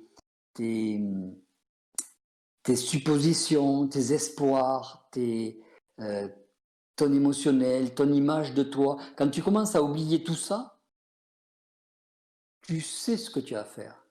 Tu sens ce que tu as à faire. Tu le sens parce que il transfère, en fait, c'est ton contact qui transfère leur programme dans ton esprit. Il le transfère pourquoi? Parce que il y a plus la programmation habituelle. Et le transfert fait qu'ils sont obligés de dévoiler ce qu'il y a à faire pour toi, mais sur une longue évolution. Parce que ce qui est intéressant et ce qui est fondamental, c'est de voir à 300, 400 ans, il faut savoir ce que tu veux faire et ce que tu veux devenir. Mais tu vas déterminer ce que tu veux devenir que dans la mesure où tu sais ce que tu vas devenir, c'est-à-dire où tu as vu que tu vas devenir.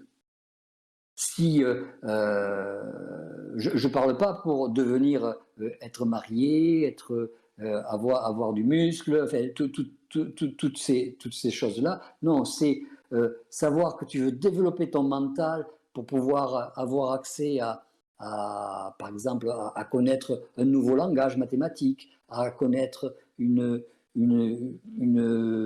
nouvelle capacité à parler avec des animaux.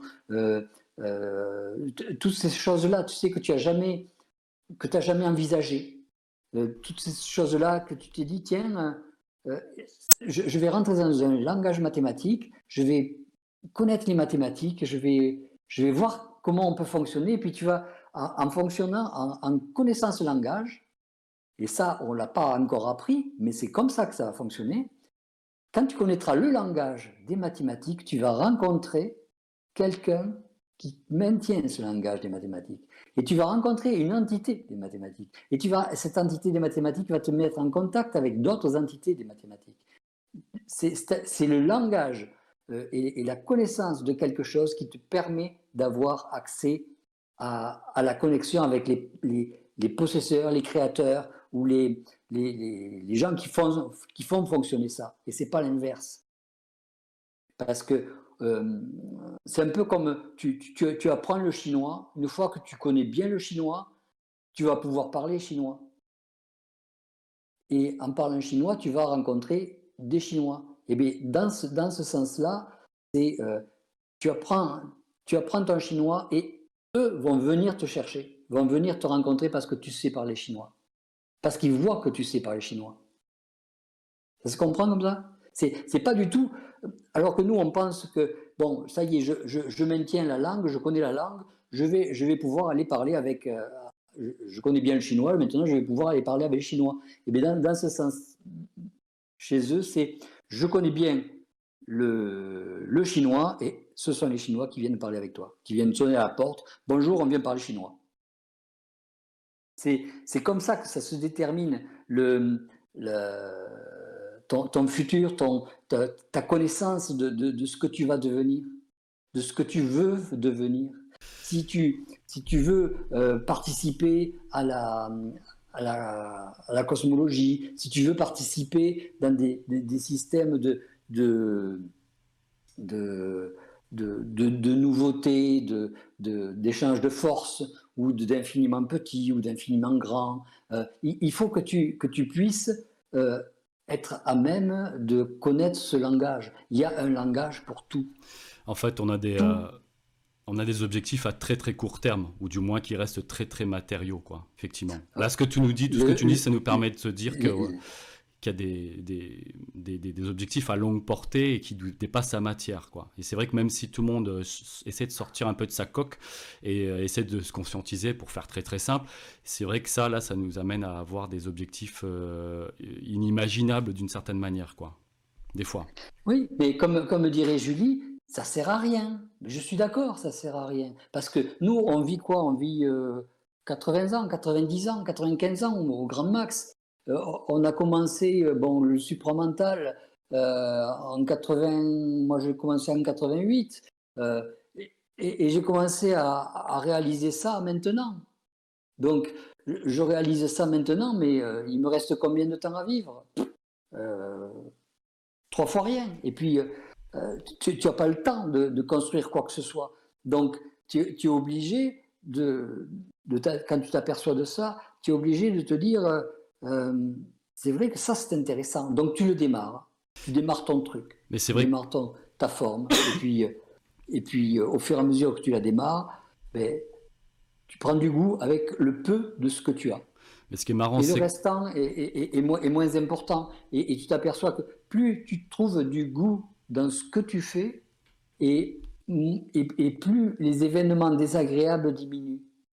C'est un petit peu comme si tu avais un bateau, et que le bateau, c'est l'élément de certitude et de goût qui font que plus tu es dans la paix, le bien-être, la certitude, la volonté et la conscience, et plus tu as tout le restant qui baisse, et toi tu sors de l'eau au fur et à mesure, tout doucement, tranquillement, et tu t'aperçois que tu vois le soleil. C'est comme ça que ça fonctionne. Mais c'est vrai que c'est pas brutalement en sortant, en allant haranguer, on va éclater l'astral, on va éclater machin. On n'en a rien à foutre. Au bout d'un moment, on n'en a rien à foutre. Leurs trucs, ils font leur machin.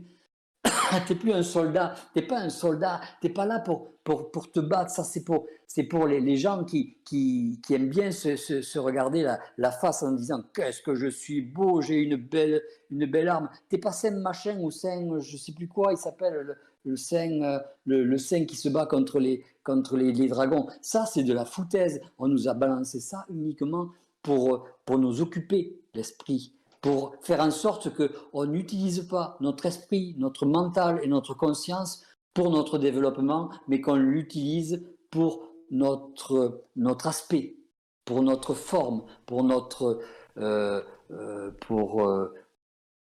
ego.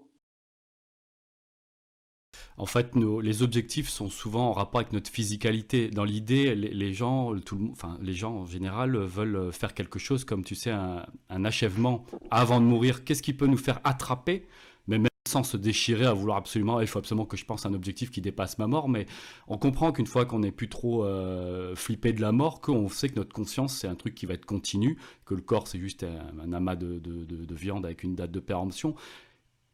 Tout ce que tu dis, ça se comprend, mais c'est vrai qu'en général, on a des objectifs. Quand on s'amuse à les penser ou sur papier, les gens disent « ouais, j'ai envie de faire ça avant de mourir », en gros. Qu'est-ce qui fait qu'on peut attraper quelque chose qui dépasse ta physicalité? Mais sans courir après ça, parce que c'est pas ce qu'il faut spécialement qu'on se dise juste après avoir discuté, quoi. Mais je comprends en tout cas, parce que à part se dire, ouais, bah, je vais me conscientiser, bon, bah, ça c'est très très général. Mais là, par exemple, le fait de connecter et de vous apprendre le vocabulaire mathématique pour pouvoir connecter avec des entités qui t'amèneront après dans ce domaine-là et après élargir encore plus ton champ de conscience dans cette branche-là.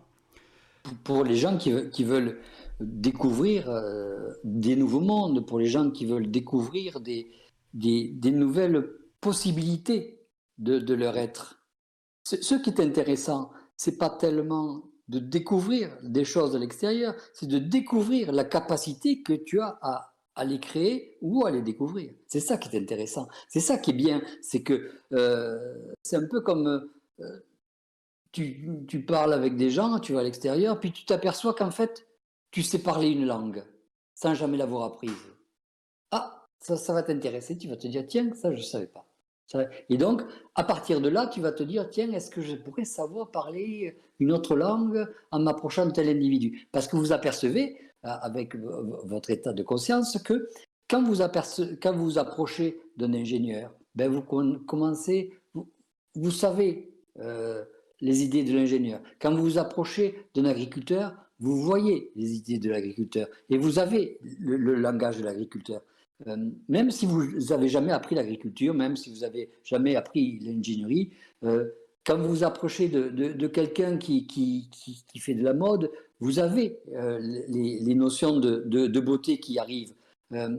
Et ça fait partie de votre être. Donc, ces nouveaux langages, ces nouvelles formes sont votre plasticité d'esprit qui vous permettent de pouvoir vous développer. Et c'est ce développement qui est l'objectif. C'est ce développement qui est intéressant pour l'être. Je dirais qu'il n'y a que ça qui est intéressant pour l'être, pour l'individu. C'est la plasticité, la possibilité. Parce que quand vous allez décéder, que vous allez vous retrouver de l'autre côté et que vous allez regarder ce que vous avez vécu, qu'est-ce que c'est qui va vous percuter? Comme on va essuyer vos mémoires, avant de les essuyer, vous allez les lire toutes. Puis vous allez vous apercevoir que vous avez rencontré Bernard, vous avez eu tel système, vous avez eu telle conscience, vous avez fait telle conférence, vous avez fait tel truc, tel machin, puis brutalement, vous allez vous reconnecter avec vos capacités. Puis vous allez vous dire, mais j'étais vachement souple, j'étais vachement permissif vis-à-vis des états de conscience, vis-à-vis des états d'énergie. Et à ce moment-là, vous avez votre contact, parce que vous savez la façon dont il faut intervenir pour que le contact puisse venir venir en interférence avec vous. Et donc, vous allez le recontacter par rapport à ça. Et vous allez vous en servir parce que ça devient une deuxième nature, parce que c'est quelque chose de facile, parce que c'est quelque chose d'aisé que de rencontrer son contact. C'est pas quelque chose de difficile, c'est pas un truc où il faut se tordre la tête. Au début, ça fait peur. Au début, on se dit, c'est quoi ce qui vient? Et après, vous apercevez que c'est simple.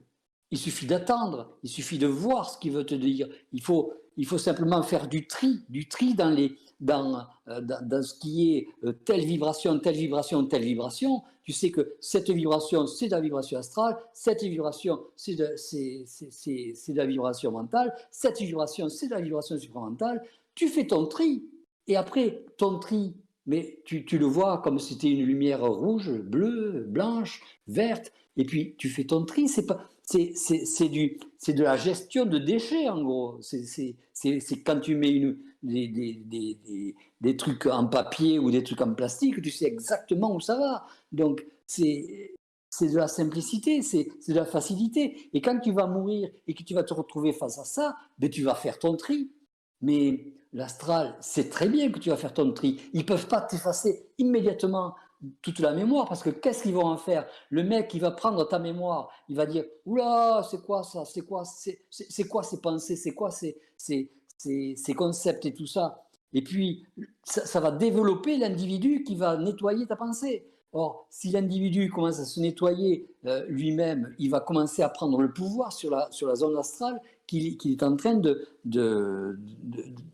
gérer. Et s'il se nettoie à ce niveau-là, il va prendre le pouvoir sur cette forme astrale. Et puis, plus il va se développer, et plus il va foutre la pagaille. Et donc, ils ne peuvent pas te garder avec un état mental comme ça. Donc, ils sont obligés de te mettre sur un côté. Et ils ne savent pas encore ce qu'ils vont faire de toi. Ouais, tu vois le truc. Donc, ton développement, il est dans le fait de gérer tes énergies. Pourquoi les gens ils disent moi je veux être contacté avant de mourir, je veux être conscient avant de mourir. Ils ont totalement raison. Mais est-ce que d'une part, c'était pas prévu, donc ça sert à rien d'être stressé, de ne pas être conscient avant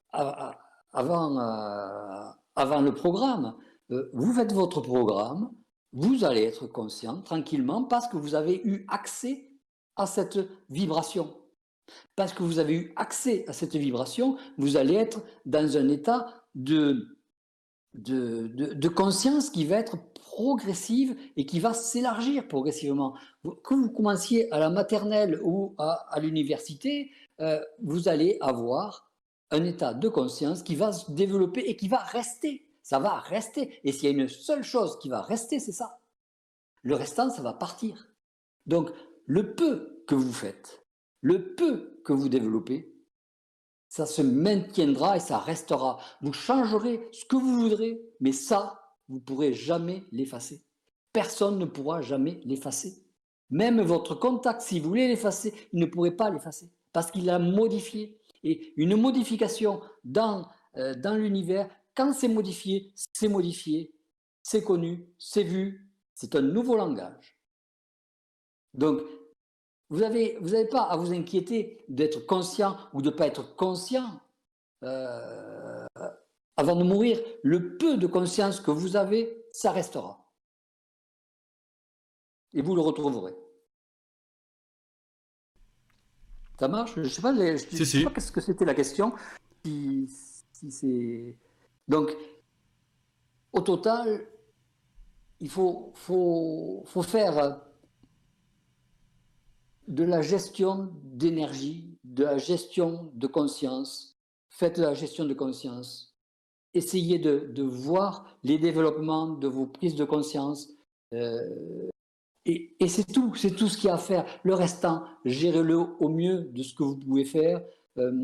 Travaillez votre âme. Et c'est tout ce que je pourrais dire là-dessus. Ne vous inquiétez pas pour le restant. Vous ne le perdrez pas. Vous ne perdrez rien du tout. Et vous allez vous apercevoir qu'au total, arrivé à la fin, vous n'êtes pas si mal que ça.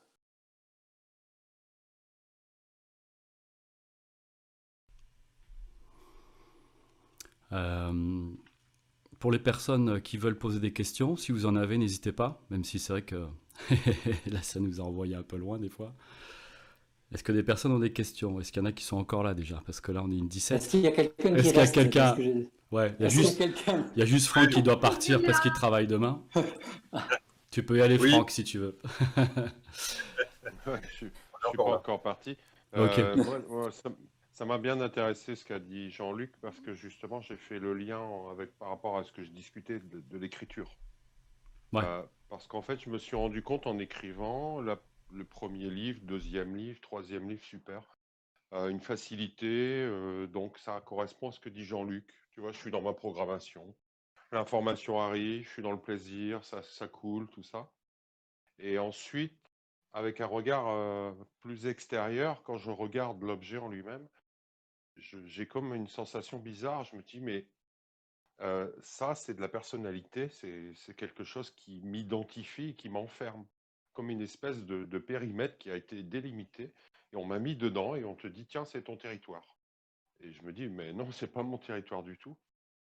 Moi, d'ailleurs, je ne lirai pas mes propres livres, ce qui est quand même con. Tu vois, c'est bizarre, quoi. Et là, je commence à ressentir plus au fond, et peut-être l'objectif est là, que j'ai un besoin d'écrire, alors peut-être dans un nouveau langage, mais quelque chose de plus sensible, quelque chose qui va plus loin que simplement juste raconter une histoire. Et là, ça correspond à ce que dit Jean-Luc. Je me retrouve dans ce que dit Jean-Luc. Voilà. Je vais te dire un truc, tu sais, moi je suis en train d'écrire un bouquin. J'ai plein de titres, je dois avoir 11 titres là-dessus. Et donc, des fois, je prends ce que j'ai écrit, je relis pour me remettre en tête la vibration, pour reprendre l'état vibratoire de ce que j'avais écrit. Et puis, je lis ça, et puis je dis non, je trouve autre chose. Et puis, je trouve autre chose, et puis ça va un peu plus loin. Et puis, je m'aperçois que le début de ce que j'avais trouvé, ça n'est plus suffisant par rapport à la fin. Et donc, au fur et à mesure, je refais le livre, c'est jamais le même. Et puis, une chose est importante à savoir, c'est que quand tu écris un livre, il y a toujours quelqu'un à côté de toi qui est en train de le lire. Et il le rapporte. Il rapporte l'information. Et à chaque fois, il revient et puis il s'aperçoit que c'est pas du tout la même chose qu'il avait rapporté. Tu fais du cryptage alors? C'est du cryptage presque à moitié. Non, parce que tu es là, puis hop, tu le modifies. Alors, de plus en plus, il attend. Mais ça devient du cryptage pour lui, quoi. Pour lui, ça devient... Non, parce que ce qui était intéressant, c'est que pour lui, il le lit et ça l'informe. Et comme ça l'informe, il commence à grandir son état de conscience. Et comme ça grandit son état de conscience, les gens qu'il emploie, disons les entités astrales qui le gèrent, voient qu'il commence à se développer. Ah, là, excellent. il faut le changer. Il faut le changer vite. Ouais. Donc, ils changent. Ouais. Donc, ils en mettent un autre qui n'est pas rompu à la technique. Ouais. Et donc, ils sont toujours en train de changer le truc. Chaque fois que tu changes tes bouquins, ils ne savent plus où ils en sont, en fait. C'est du mouvement permanent. C'est ingérable, cette histoire. Ça met du mouvement, mine de rien, encore une fois, quoi. Ah, ça met énormément de ça mouvement. fout du mouvement. C'est quoi? Comment ça se fait que ça s'excite par là? C'est un peu comme nous dans la matière, quoi. Ouais, ça fout du mouvement. Ouais, c'est un peu comme tu vas porter du plasma chaud ou un truc bouillant dans les doigts, et puis au fur et à mesure que ça chauffe, hop, tu le passes à quelqu'un d'autre. Et puis l'autre quelqu'un, il va le tenir, puis hop, il va le passer. En fait, personne n'est jamais au courant de ce que tu as écrit parce que c'est toujours en train de bouger. C'est ça qu'il faut savoir, c'est qu'ils ont beau être à côté en train de mater tout ce que tu fais. Alors, ils attendent que ton ordinateur soit éteint, et puis ils vont lire tout ce que tu as mis. Et puis, content d'avoir mis ça, le mec, il arrive, j'ai droit aux étoiles. Et puis, il dit, non, toi, tu n'as pas droit aux étoiles. Parce qu'avec ce que tu as appris, tu pars au purgatoire, tu vas te faire éliminer tout ce que tu as dans la tête, là. Parce que ça ne va pas. Et on va mettre un autre.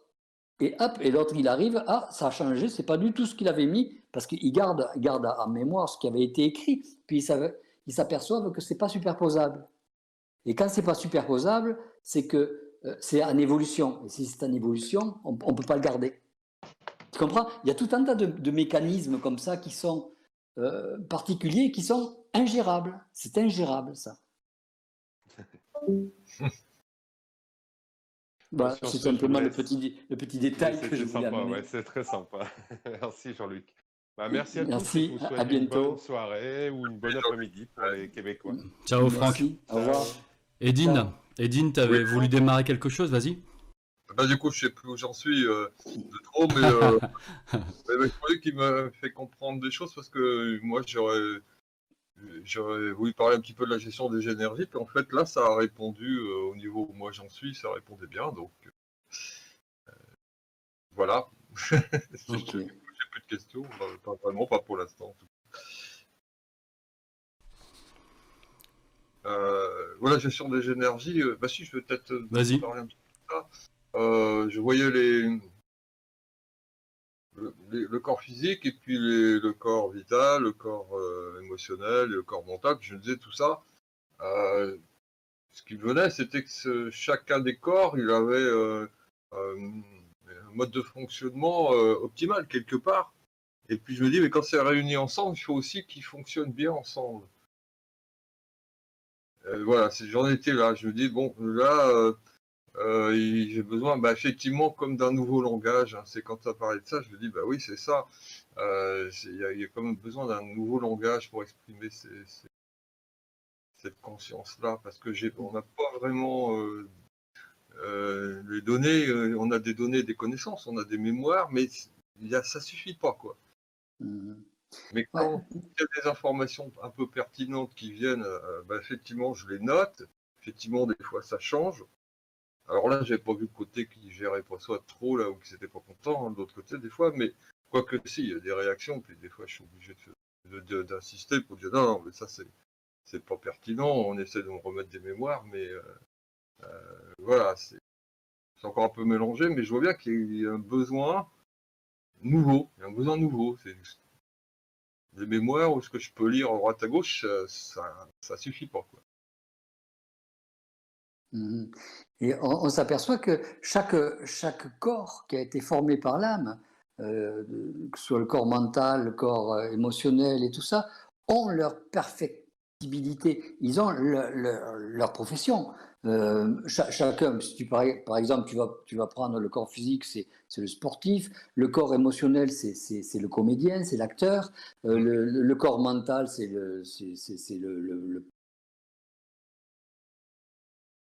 tout ce qui a trait avec la manipulation mentale.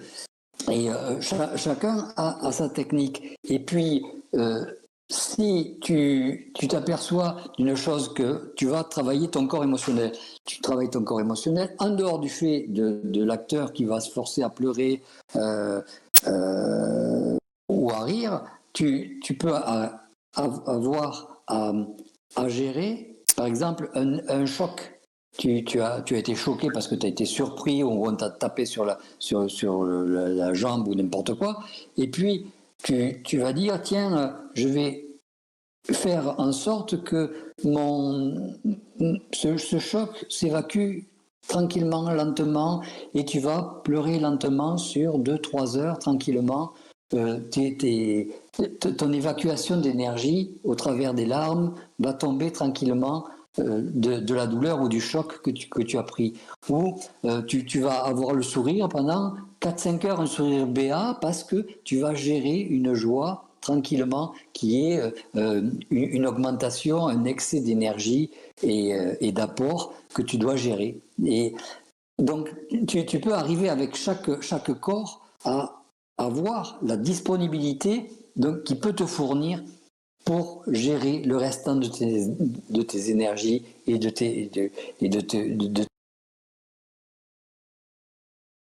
quand tu vas prendre